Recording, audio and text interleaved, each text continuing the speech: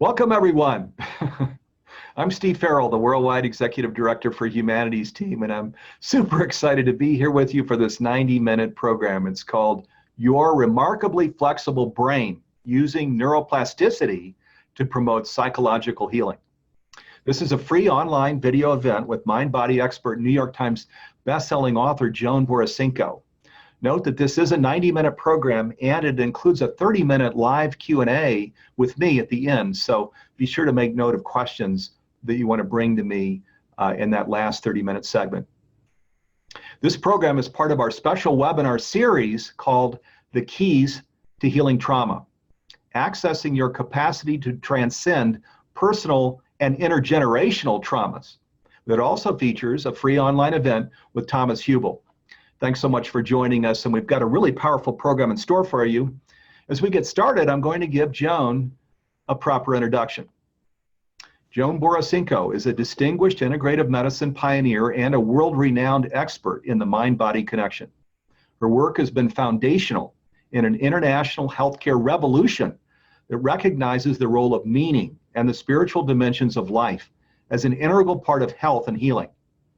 Eloquent and inspiring in settings that range from hospitals to hospices, from theaters to conference venues, and from boardrooms to houses of worship, she is a credible bridge between faith and reason. A licensed psychologist and former instructor in medicine at the Harvard Medical School, she is the author or co-author of 16 books, including the New York Times bestseller, Minding the Body, Mending the Mind, which sold over 400,000 copies. She lives in the mountains of New Mexico with her husband, Gordon DeVeron, and their two dogs, Mitzi and Milo. And welcome to the program, Joan. Hi, Steve. And you might see Mitzi and Milo coming around. They get very interested in webinars. Good, especially webinars about health and healing, huh? So, which is what your programs are all about. So, good. We hope to see them here during the hour, Joan. Okay. Now, before we dive in with Joan, I want to let you know that near the end of this program, we're going to tell you about a brand new 8-week master's program that we've been working on for over a year. It features Joan Borysenko and Thomas Hubel and draws on their leading edge of research and discovery. It's groundbreaking, as you'll see. More on this later. We'll talk to you about that a little later. So now let's jump right in with Joan and get to the exciting topics that we've planned for you during the hour. So, Joan, as we get started, can you talk to me about how to self-direct your neuroplasticity and rewire old circuitry that no longer serves you?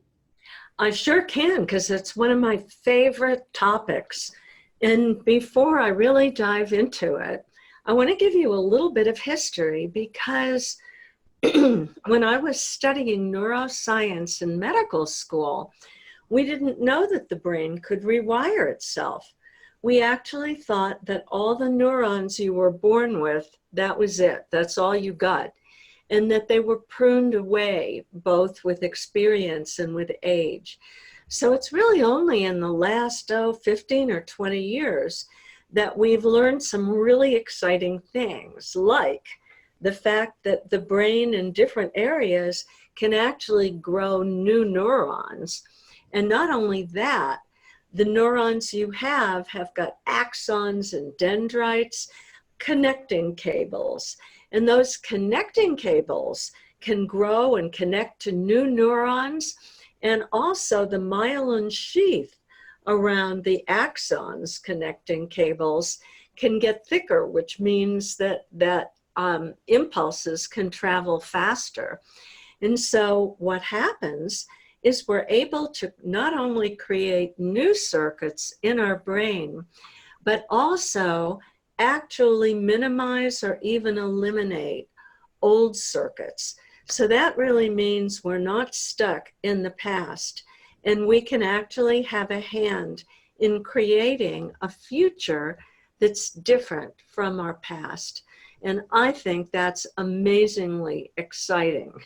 So that's the background of a field called self-directed neuroplasticity. So let me speak to self-directed, because all the time the environment is causing us to make new neural circuits. Let's say I hate to even say this, but I had a bad traffic accident maybe 30 years ago.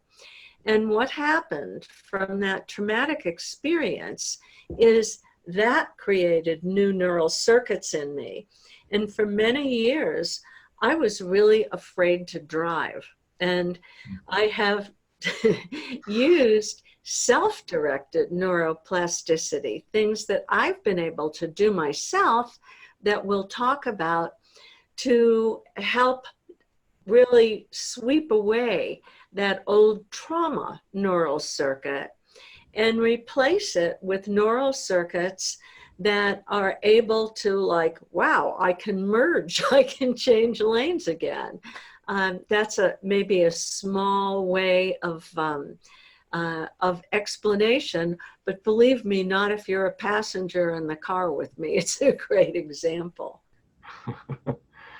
So yeah, you've had personal experience when we talk about rewiring the brain. This is actually in the first person where you're saying this is kind of how I've done it. Oh, and in many ways, as I said, that's one small example, but a difficult relationship leaves imprints through brain wiring.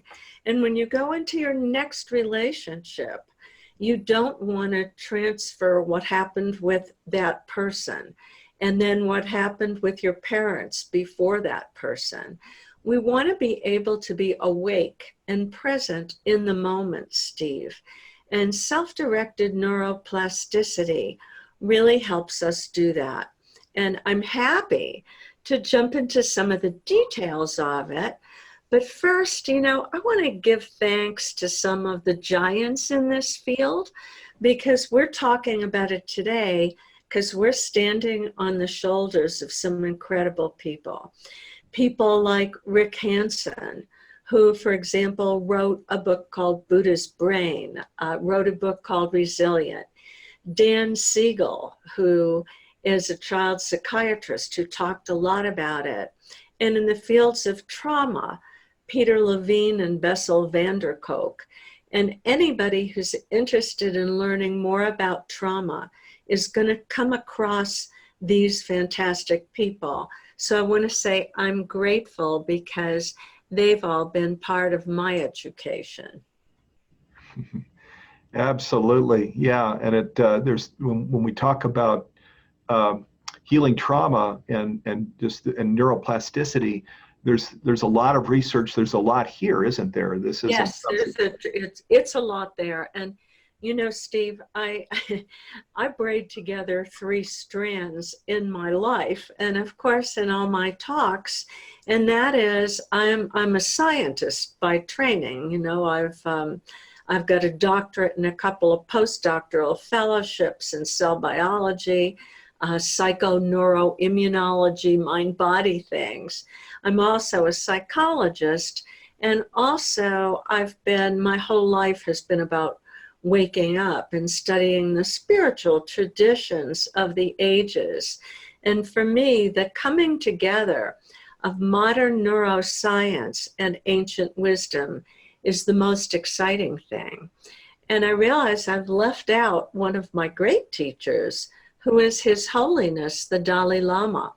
And a lot of the actual real research in neuroscience comes from the fact that His Holiness likes to get together with neuroscientists and psychologists, and he's actually funded quite a bit of research in these fields. So this is what's exciting to me, when you have like this seamless fabric of the science, the psychology, and the spirituality.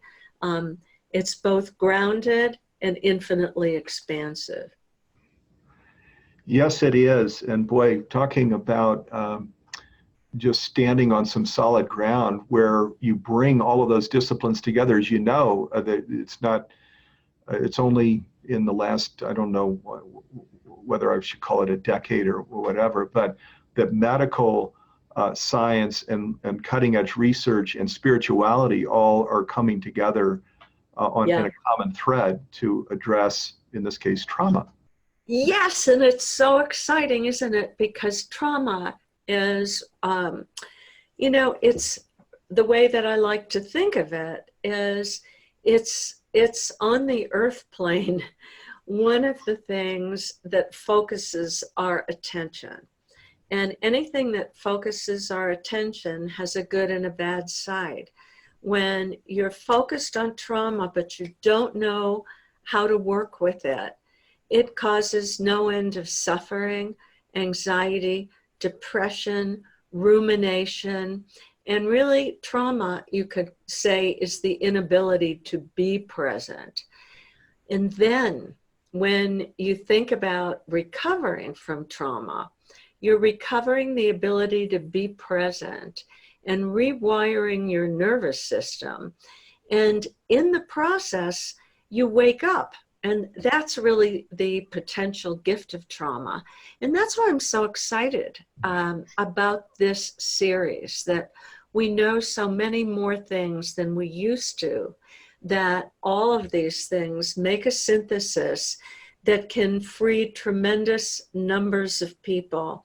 And hopefully, as parents, when we deal with our trauma, then our children grow up in a healthier way. And you get like a stone of healing dropped in a pond that moves out through future generations. And in a quantum way, may even move out through generations in the past. Boy, that's a beautiful picture. I love that. So let's go down into it, because there's so much more to talk about here. So how can you strengthen the perceptions of the good within yourself? This is one of the elements here that's in play, isn't it? Yes, it is. So I have to tell you a story. And that was the first time I learned to really strengthen perceptions of the good, was a good 30 or 35 years ago. I'd come across the work of Brother David Steindl Rast. And I was fascinated because he's both a Cistercian monk as well as a Zen teacher. And I was at a seminar that he was giving. And in teaching mindfulness, he teaches gratitude, which he calls the great fullness. And what he said then was, beautiful things happen to you all day long, but sometimes you really don't notice them very much. So he gave us really a practice that I think has been the most definitive and transformational practice about what Rick Hansen calls installing the good that I've ever learned. I think it really changed my life, Steve. So Brother David said, during the day, all kinds of little good things happen. Like this morning, for example, I was out, and I'm a gardener. So I was taking a tour of the garden and watching new flowers come out, particularly little flowers that came, wildflowers that were coming up from seeds, and I'd never seen them before. And it was such a miracle, particularly because we've had a wet spring in Santa Fe, which is a dry place. To see these flowers like filled me with so much joy. And what Brother David said is, when you have a moment like that, you see a flower, you see a friend, you see the clouds, you eat something yummy, whatever.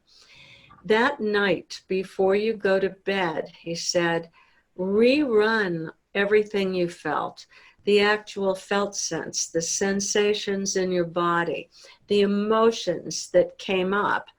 And what happens, he said, rerun it for about a minute. And of course, what that does is it, number one, makes you feel gratitude. That's what gratitude really is that wonderful feeling in your body that unites you with something greater, that gives you all these yummy feelings. And then he says it creates an attitude of mindfulness all day long. Because if you agree to do this one thing, just rerun something good right before bed. Doesn't take any extra time, but all day long you'll be looking for things like, oh, I know I have to do that. So that makes you mindful during the day. Now, flash forward 20, 25 years, and you've got all the neuroscience surrounding this. And my good friend and colleague, Rick Hansen, really talks about installing the good, creating new neural circuits that are looking more for what's good instead of hanging on to the bad, the difficult, the past, the old, the worries, the fears, and all of that. And so what he says is many times throughout the day, be aware, savor the good. So for example, my morning coffee, let me tell you, since I really do savor it. I savor the smell of it when I make it. I feel it deeply in my body. I savor it. When I drink it, I'm still feeling the warmth as I go down. And something as small as that, I can't tell you, it gives me such joy. And also, it sets me up all day long. I'm looking for the good. It's like not very late in the day. And I've installed 5 or 6 little good things that have happened already today. And what happens because of that is I'm rewiring. And what the research says is really just 10 to 20 seconds of hanging with a good experience installs it in your nervous system. Now, why is this important? Well, I know that you've been interested in something called the negativity bias. And I want to talk for just a moment about that because our nervous system comes pre-wired to pay attention to negativity. And of course, if you've had trauma, you see negativity everywhere because your nervous system becomes really attuned because, of course, it's a survival thing. You want to get out of Dodge if there's difficulty of some kind. So I always tell people, those of us who are here had ancestors who had a great big negativity bias. And because of that, they were not eaten by the saber-toothed tiger, and they lived in order to continue the lineage that now is us. So if our nervous system is pre-wired to notice the negative, and that's jacked up by trauma, this installation of the good, looking for the good, savoring the good, forming new neural circuits of goodness, really starts to not only balance the scales, but really create a sense of joy and goodness in life. And that's important because we all know we live in a plane of duality. You know, there's good and there is evil. There is light and there is dark. But what we want to do, I think the Buddha said there's 10,000 joys and 10,000 sorrows. But often we pay more attention to the sorrows than the joys. What my friend Rick Hansen says, I love this. He says, you know, the good is like Teflon. It slides right off of us. But the good is like Velcro. It sticks. But it doesn't have to be that way. And what I really, really love about self-directed neuroplasticity and installing the good is it doesn't take a lot of time. It doesn't necessitate sitting for hours and meditating, which is a wonderful thing if you can do it. But we're talking about 10 to 20 seconds during the day, a minute as you're falling asleep. And that's really important. We're a kind of hurried and rushed culture. And if we ever want to slow down and be able to be in a state of being, We want, when we slow down, for it to feel good inside so that we're not rushing and hurrying to avoid inner pain. And installing the good really does that. It just shows us, my God, what beauty, what a wonderful world is all around me if I can just be present to it.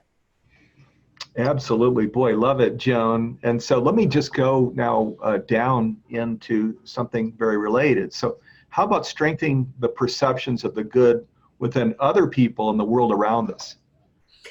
Now, this is really important. There's a whole new field out there called positive psychology. And I want to talk about that for a moment. You know, I just came back. This was fun, talking to a group of young accountants in their mid-20s because they work for a corporation who really cares about their personal growth, who really knows if you pay attention to how you feel and bring out the best in you, then the work you do for others is really going to flow from that centered place and everyone is going to benefit. So I think, hopefully all know that the best work comes from when we're in our best self. And that's why we have to learn how to take better care of ourselves. And that's what the field of positive psychology helps us do. So a little background on this. Right after 9/11, a couple of psychologists, kind of said, there's a lot of negativity in the world, but there is a lot of virtue. And every human being has different virtues. And we all have, like, in us some wisdom, some compassion, all of these different virtuous things, leadership. And what they did was they studied all of the world's religions and cultures over time. And they identified 24 character strengths that we all have. And we can, if we approach whatever we're doing by using our character strengths, we can do a better job. And not only that, we can build on our character strengths. We can form an intention. Look at somebody you admire. Like for me, I truly admire His Holiness, the Dalai Lama, because not only his kindness, his compassion, and his wisdom, but his incredible equanimity and resilience after he and his country faced a Holocaust. And I look at that and I would say to myself, I want that resilience for myself. I want to develop equanimity. And what we do in terms of that is it follows right on the self-directed neuroplasticity. If I have a moment, for example, getting ready for this webinar, I couldn't get the Zoom links together and this and that. And the first impulse of my nervous system was to go, and stress out. And then I said to myself, wait, a moment for equanimity, and took a couple of breaths, did a few things so that I could show up in my best self here. What I was doing was telling my nervous system there's another way to be here, and I can draw on inner resources and develop that equanimity. So we can learn what our character strengths are. In fact, if anyone who's listening to this, you can go and Google VIA, Values in Action, VIA characterstrengths.org. And there's just a free test for 15 minutes. You see what your strengths are. And then you can, number one, really learn to use those strengths.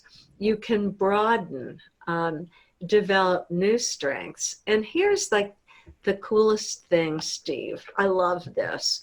You can start to spot strengths in other people. And when you spot a strength in them, you tell them, humor is one of the strengths. And so I love it when I see somebody who's a great sense of humor, and I'll tell them, wow, you have a great sense of humor. Or maybe I've recognized in them the character strength of kindness. And I'll just look at them and I'll say, you're such an incredibly kind person. And what this does is it makes everybody feel good, because the thing we need most as human beings is actually to be seen, to be heard, to be recognized, so that we feel connected to other people. It's really all about connection. And this helps people, particularly, if you've had a hard past, if there is trauma in your background, very often your nervous system reconfigures to protect you. And maybe your relationships with other people are not always the strongest. And if you start to look for the strengths and the goodness in other people and then tell them when you see those strengths, it creates connection and it increases the goodness for everybody. No kidding. It's such a gift, too. Beautiful, Joan. Thank you. So now you have talked a little bit about this, including bringing in the Dalai Lama, but how can you use the remarkable power of gratitude more effectively? Well, it's amazing. There's an entire research field about gratitude. It's amazing. I never thought science is going to study gratitude. You have to be kidding. I think this kind of thing is so awesome. And of the 24 character strengths that we just talked about, gratitude is one of them.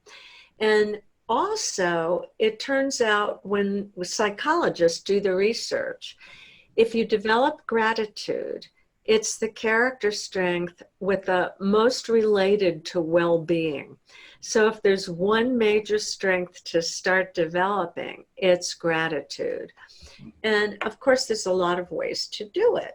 One of them is literally making lists of things that you're grateful for, journaling a little bit about why you're grateful for something. Then we talked already about David Steindl-Rast's gratitude exercise. Also, his website is a treasure. It's called gratefulness.org.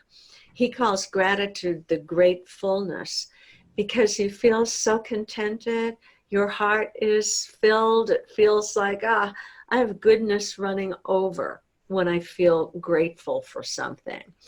And so to make gratitude a sacred, a kind of like intention, like this is what I'm aiming for. I want to be grateful.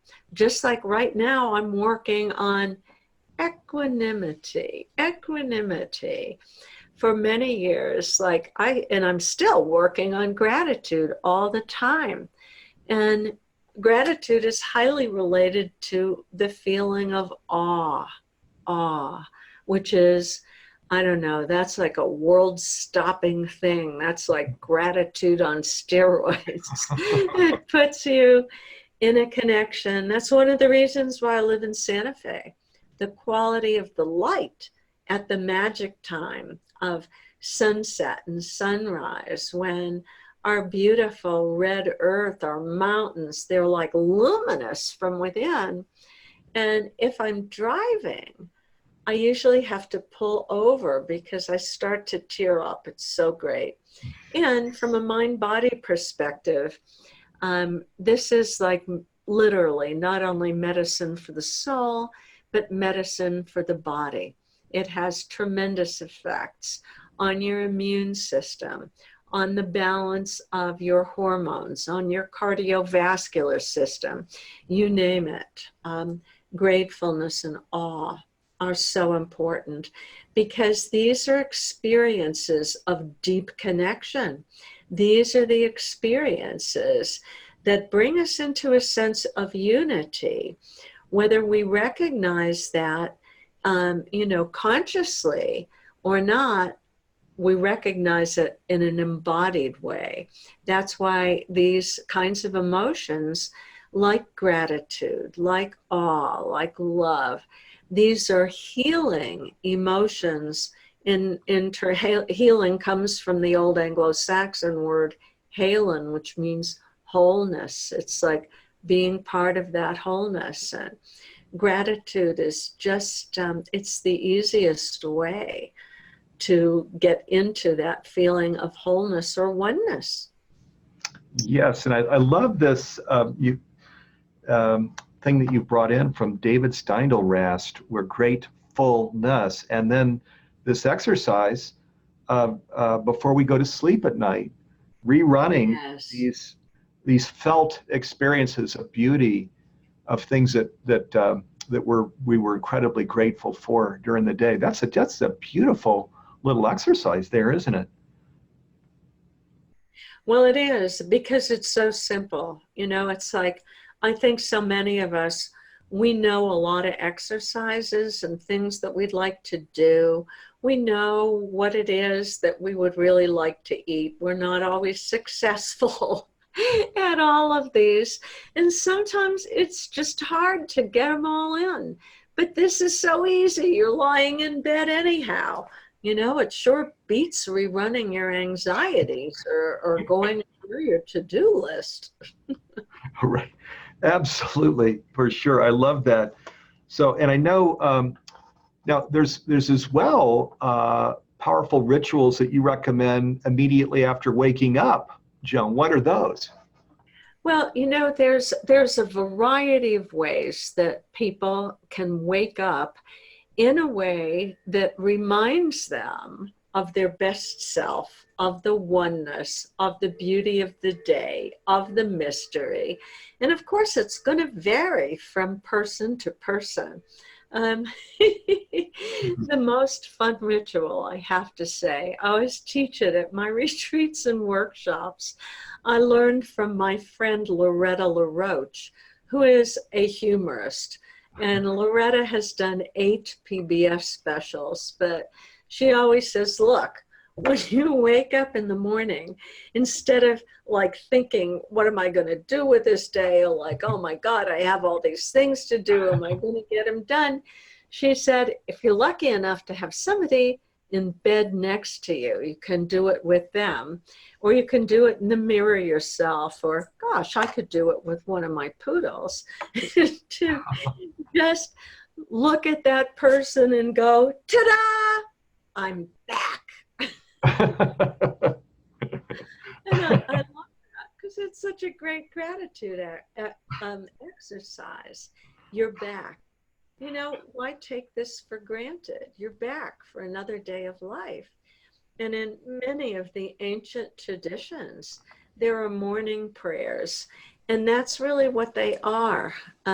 Often, I love. There's a wonderful morning prayer in Hebrew that I just love, and it is a big thank you to the source of life, who in its infinite trust of our souls returns our soul to our body for another day of life.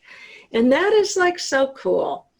Another really cool thing to do, I could go on forever about this, you're eventually going to have to stop me, is Karen Drucker. Oh, she just sent me a new CD of hers called The Heart of Healing 2, straight from the post office. Karen has 22 albums of positive music, and several of them, one of them is Grateful for This Day. And it has a great beat, a great message. And it's one of these songs, it's like an earworm. And if you set up your wake-up system, whether it's on a phone or whatever, to play you that, to wake you up, immediately, there's something particularly about music that really installs very quickly in the nervous system, and it triggers emotions. So that is another wonderful morning ritual. And, we could go on from there. Of course, there's all kinds of meditation rituals. And I would say, of course, being grateful for the coffee. That's another. I'm a coffee drinker, so I'm with you, Joan. Yeah, the smell of coffee, isn't it wonderful in the morning, first thing? The aroma and just the preparation, and then if we put a little bit of whatever, cream or soy milk or something in there. Okay, so my last question for you, Joan, then is, and you've been getting to this, but you may want to go deeper, I'm not sure. So how can we focus on the positive in ways that magnetize more positivity? Well, every time you focus on whatever you focus on magnifies itself. I think we all know this. Wherever your attention goes, the energy flows. I mean, that's the absolute rule. So if you catch yourself ruminating all the time, this is actually one of the great benefits of meditation, that it cuts down on rumination, because it quiets a brain circuit called the default mode network. And the default mode network, it's kind of it's a system that goes from the front of the brain to the back of the brain. And it's often been called the, quote, selfing network. It's the kind of I, me, and mine, constant worries about I, me, and mine. It's where the self-critic lives. It's what really undermines our confidence. It undermines our own basic goodness. And meditation over time actually quiets activity in the default mode network. And that's really a very important thing to do. And also, when you really learn how to meditate and you're starting to just you're witnessing what your internal dialogue is about, that's powerful, because you're no longer just fused with it. That is, the negativity is going on all by itself. But, as you're meditating, you learn to look. I'll give you an example. Everyone's had an example like this of noticing negativity and then learning to switch out of it. I think this is the best benefit of meditation. So here's the demonstration. Okay, I'm meditating. And I'm following my breath. Really noticing breath in,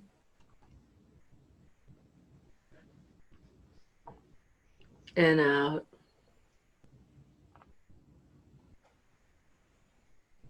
And then, of course, the mind is like an organ that secretes thoughts. Maybe I start to think I wonder what time it is. I wonder how long I've been meditating. Maybe I should look, because I think I have an appointment at 2:00. What if it's 1:45? But wait, I set a timer. Just relax.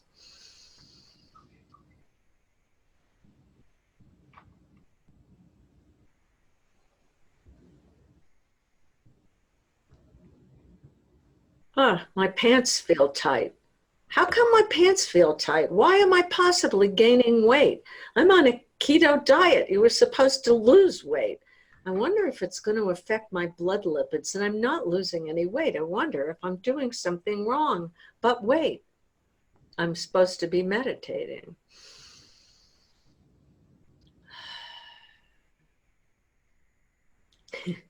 And it's that going back and forth, noticing all the selfing. There it is, all the self-concerned ruminations, and recognizing I don't have to pursue those thoughts.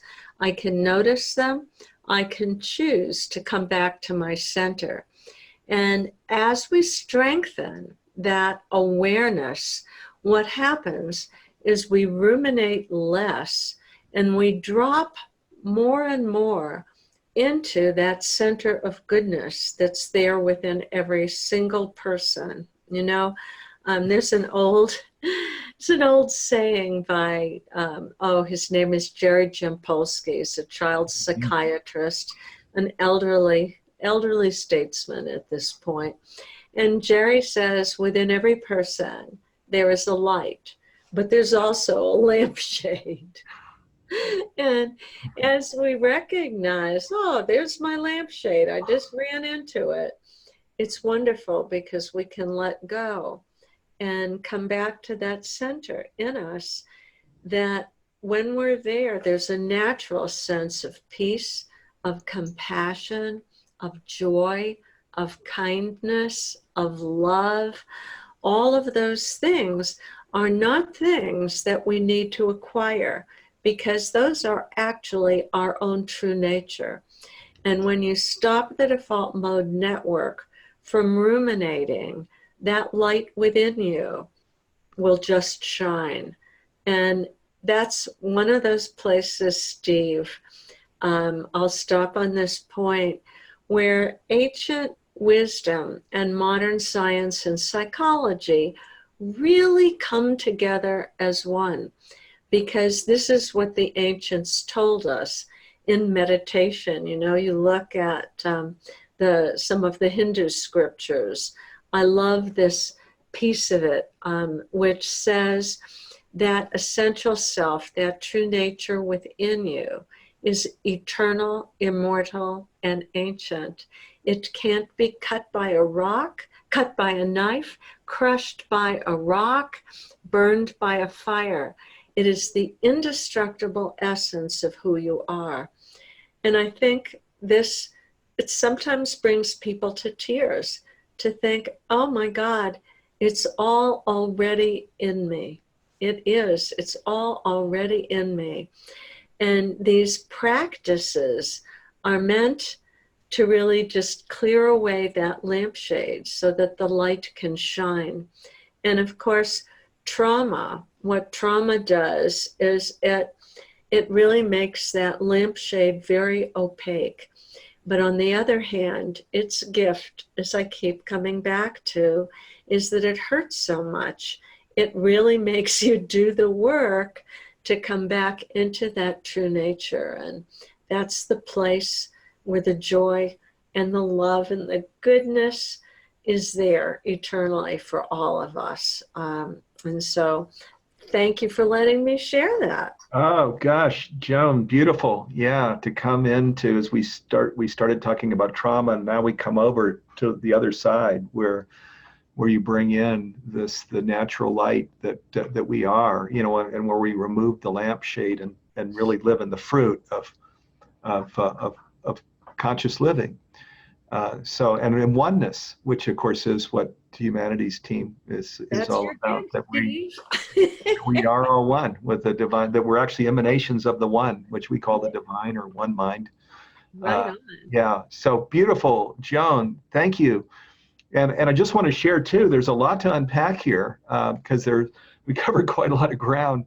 So to viewers, we will be sending out a link in the morning to this webinar, and so keep an eye out because you might want to come back even if you were taking notes. There were a lot of beautiful things that we talked about here on this journey, and you can replay the webinar in the morning if you like, or in the coming weekend. So now, as I mentioned, as we were getting started, that we do have an exciting announcement that we want to make here during this program, and it's about a collaboration actually that has been in the making for over a year. And it involves Thomas Hubel, Joan Borysenko, and Humanities team, and it's an all new 8-week master's program that we're unveiling here after a year's effort. So pardon us if we're like overly excited. We've been working on this a while. And if I had a drum, I'd get my drum roll going right now. So it is called Healing the Past, Discover the Tools to Heal Personal and Collective Trauma. Okay, and I'm gonna share a screen with you so that you can see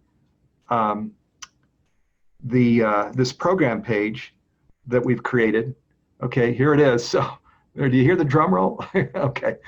So here it is, Healing the Past. Discover the tools to heal personal and collective trauma, an 8-week online master's program with acclaimed spiritual teachers Thomas Hubel and Joan Borysenko, and an empowering new approach to transforming traumatic experiences into opportunities for growth. So don't let the past hold you back from being fully alive in the present ever again. And Joan, this is what you've been emphasizing is that like, it's almost like a log drops across a railroad track. You weren't using that metaphor, but we get stopped. You were saying we can't enjoy the present and being in gratitude and all these beautiful things you've been talked about because we're kind of stopped in our path. There are undigested things that are going on that we can call trauma, right? Right on.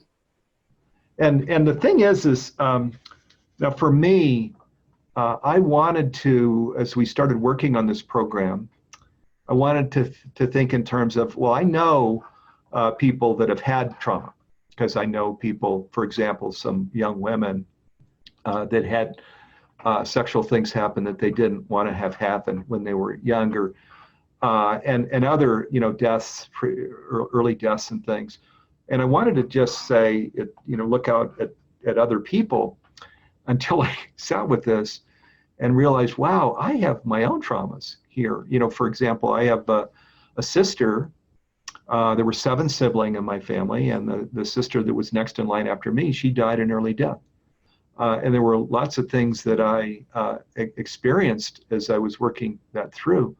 But it's an example of trauma that can still have unresolved things. So do you want to comment on that, Joan, in terms of maybe all of us, or most of us anyway, have traumas if we'll open ourselves to that possibility?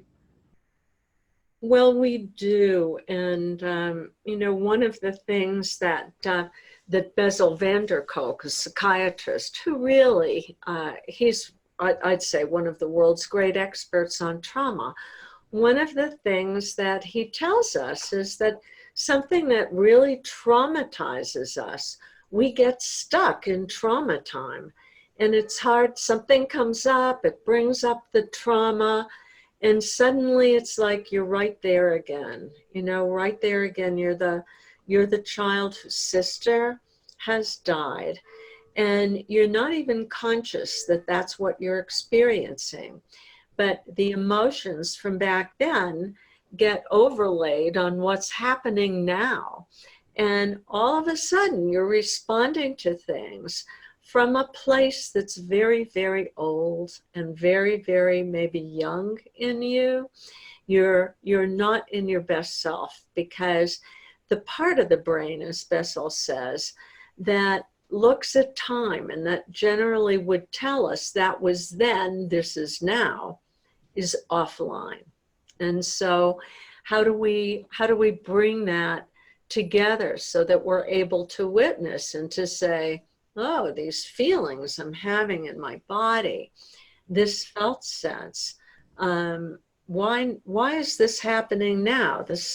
And you begin to be able to learn to work with the feelings, learn to work with your body in a way that brings you back to center.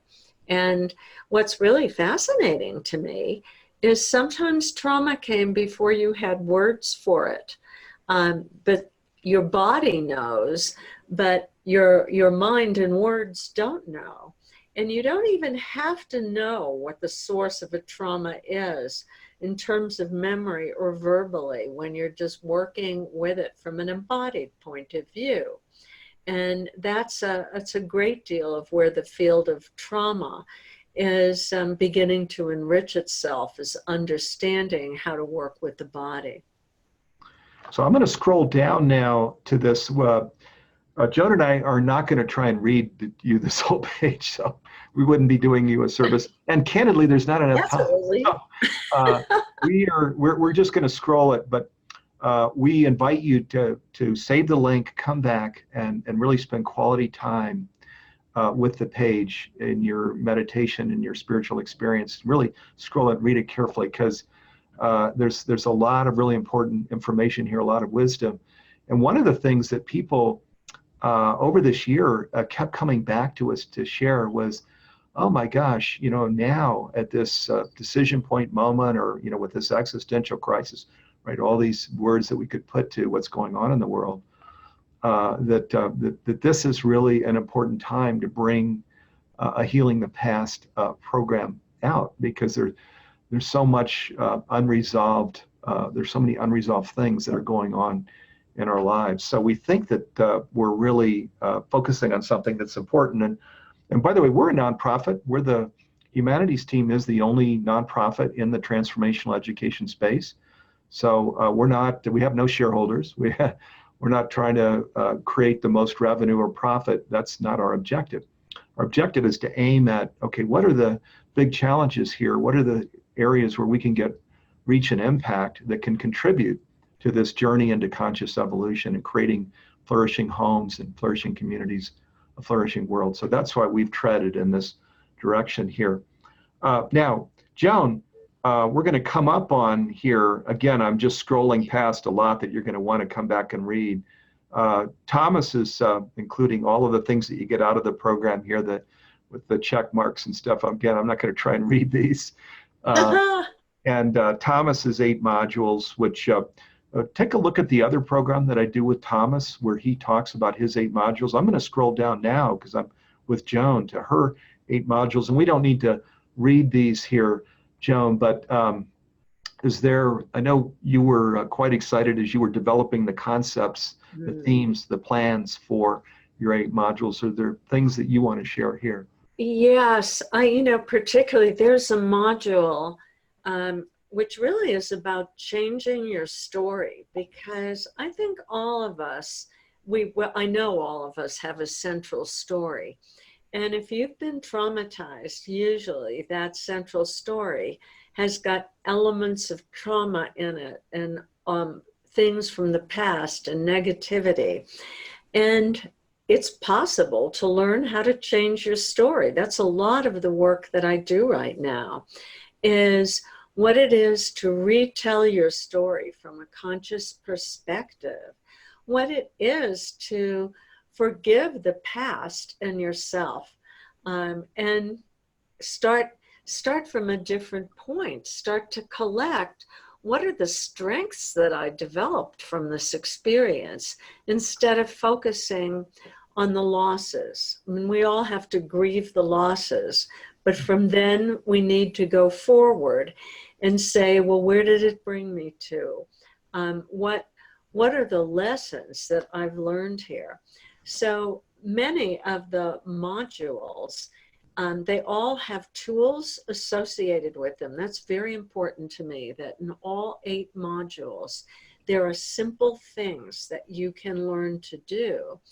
And then another favorite module is learning to work with a self-critic, because the more trauma I find in people's past, the more they criticize themselves. And in particular, when traumatic things happen to children, they tend to blame themselves, and that's wired in there big time. So I just hope people will come and join us. I know that Thomas's modules are just extraordinary. What an exquisite teacher he is.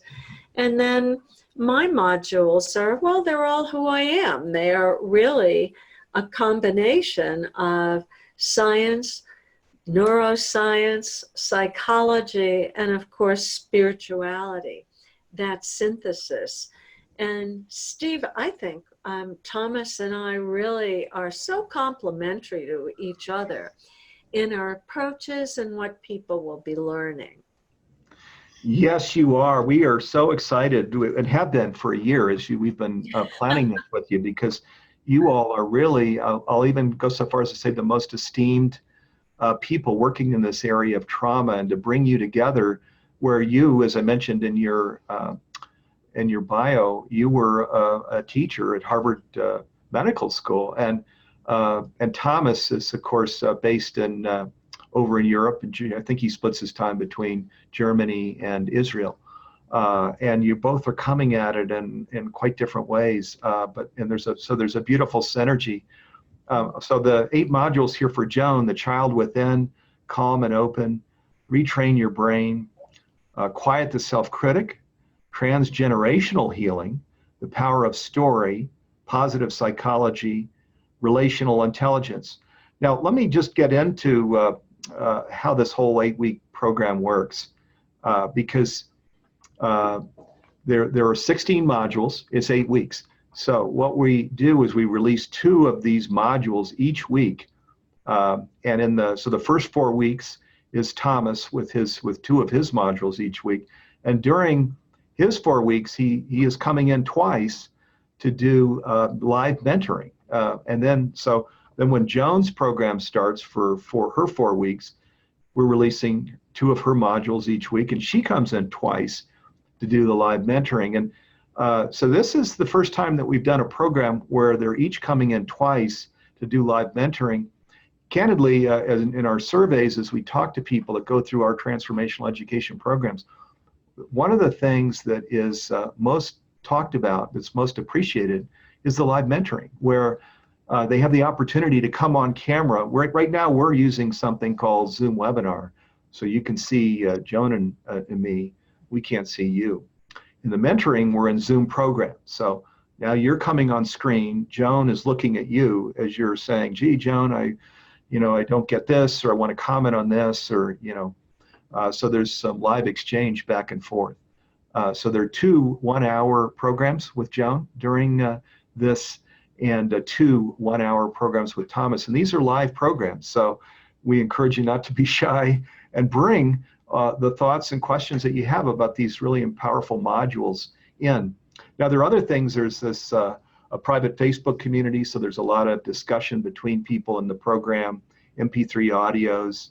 Now, there are also bonuses, and let me just describe these, because some might say we go a little overboard with the bonuses, but candidly, the bonuses help to lay a foundation, a rich foundation for the 8-week program, which is maybe why we go a little overboard. So this first bonus category is called spiritual health, and it's for early registration. So where you register by July 2nd, you receive these bonuses. So there are 3 bonus categories. The first bonus is 4 videos from Thomas Hubel. 1 on how spiritual band-aids fail us.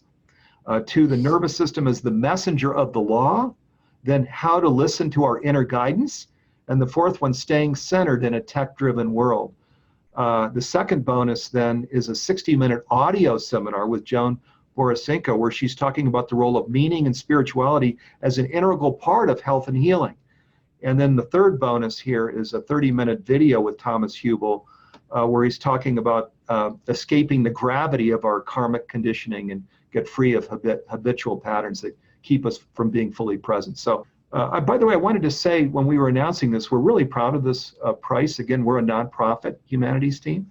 This is $297 for the 8 video modules from Thomas, the 8 video modules from Joan, the 4 live 60-minute mentoring programs, the 16 MP3 audios, the exclusive private Facebook community, and then all of these bonuses. So you can see the ascribed value, and it's $297. So all of us, Joan, Thomas, humanities team, are real pleased to be offering you this rich package at a time when healing the past is is so incredibly important. So this decision point moment on the earth. So we're real excited about it. I hope you're as excited as we are, and Joan and I definitely look forward to being with you all in the program that starts here fairly shortly. So Joan, do you have any final things that you want to share during this program? I'm going to be coming back to do a Q&A with you all. Joan won't be coming back for that 30-minute Q&A. So, but Joan, what kind of blessing or call to action do you have for us here? I just want to say this is an incredible program.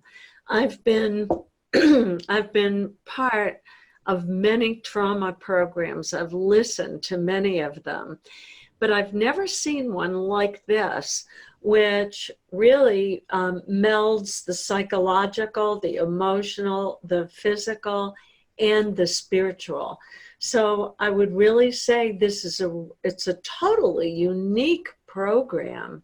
And I think that it's the kind of program that can really make an enormous difference in somebody's life. And it's also the kind of program that would be great if you give it to somebody as a gift. What a wonderful gift. Because it's like the gift that keeps on giving in a great way, those ripples I talked about in the beginning. When one of us heals our trauma, the ripples go out endlessly through space and time. So thanks for listening. And Steve, thanks for putting this together. Yeah. Oh, gosh, Joan, our total privilege and pleasure. We're so excited about it. And it's funny you mentioned gift. I was just with my best friend who lives out in the San Francisco Bay Area. I live in Boulder, Colorado now, and I got back actually fairly late last night. And yesterday when I was with him out in the San Francisco Bay Area, I said, I'm giving you a gift, Tom. And it's this program. So because Cool. I think it is such a wonderful gift. So boy, I mean, you and I hadn't talked about that. So I want to invite you all to come back and spend quality time. We were just scrolling and scrolling without covering really important points and details here. So come back to the page if it's something that interests you at all. See if it resonates. See if you get an inner yes to participate in this program. I know Joan, Thomas, and I would love to have you with us when this program launches, and mostly because we think it can, for many of us, including those of us in the humanities team, including myself, it can just benefit us greatly, a program that's being offered at this time in the Earth's evolution and humanity's evolution. Okay, so thank you so much for being with us. Joan, thank you. What a fabulous hour here that we spent together. Thank you so much. My pleasure.